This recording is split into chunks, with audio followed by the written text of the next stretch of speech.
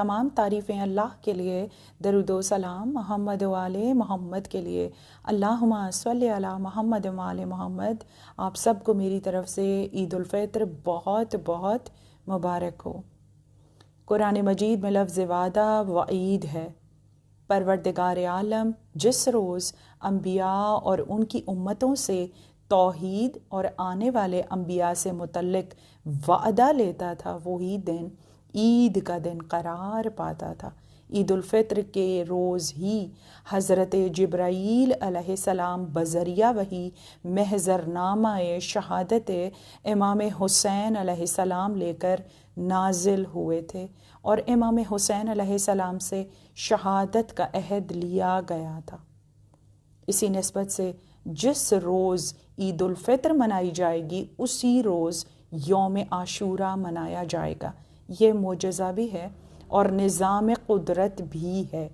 جیسے ہفتے کے دن عید منائی جائے گی تو ہفتے ہی کے دن روز عاشورہ آئے گا۔ یہ عید الفطر ہی کا موقع تھا کہ جب جوانان جنت کے سرداروں نے اپنی والدہ گرامی سے لباس عید طلب فرمائے تھے، اور خاتون جنت، خاتون قیامت، خیر النساء، ملکہ عالمین نے یہ فرمایا تھا کہ درزی تمہارے کپڑے لائے گا، اور اگلی صبح رضوان جنت بحیثیت خیاط الحسنین جنت سے لباس لے کر نازل ہوا، اور دونوں شہزادے اپنے اپنے لباس لے کر اپنے نانا کی خدمت میں حاضر ہوئے اور فرمایا، نانا ان کا تو کوئی رنگ ہی نہیں ہے۔ اسی وقت بحکم پروردگار عالم حضرت جبرائیل علیہ السلام سلسبیل کا پانی لے کر نازل ہوئے اور فرمایا کہ بعد تحفہ درود و سلام پروردگار عالم یہ فرماتا ہے کہ ان کپڑوں کو اسی رنگ میں رنگ دو جو دونوں شہزادوں کے پسندیدہ رنگ ہیں، جبکہ قرآن مبین میں سورہ البقرہ میں نازل ہوئی آیت بسم اللہ الرحمن الرحیم صبغۃ اللہ، رنگ تو بس اللہ ہی کا ہے۔ جب ہم کعبۃ اللہ میں جاتے ہیں تو سفید لباس پہن کر جاتے ہیں۔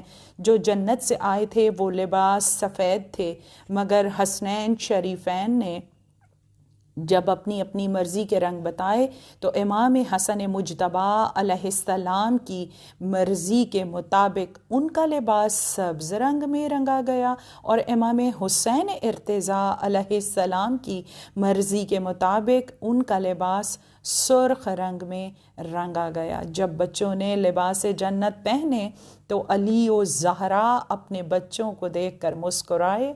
اسی لیے عید کے روز ہر ماں باپ اپنے بچوں کو دیکھ کر خوش ہوتا ہے، اور کہا جاتا ہے کہ عید تو بچوں ہی کی ہوتی ہے، اور مسجد نبوی کا صحن میں رسول اللہ صلی اللہ علیہ وآلہ وسلم کا اپنے بیٹوں کے لیے ناقہ بن جانا اور اپنی زلف مبارک کو بطور مہار حسن و حسین کے ہاتھوں میں دے کر الاف الاف الاف کہنا، کیونکہ شہزادوں نے خواہش کی تھی، نانا سب کے اونٹ بول رہے ہیں لیکن ہماری سواری بولتی نہیں ہے۔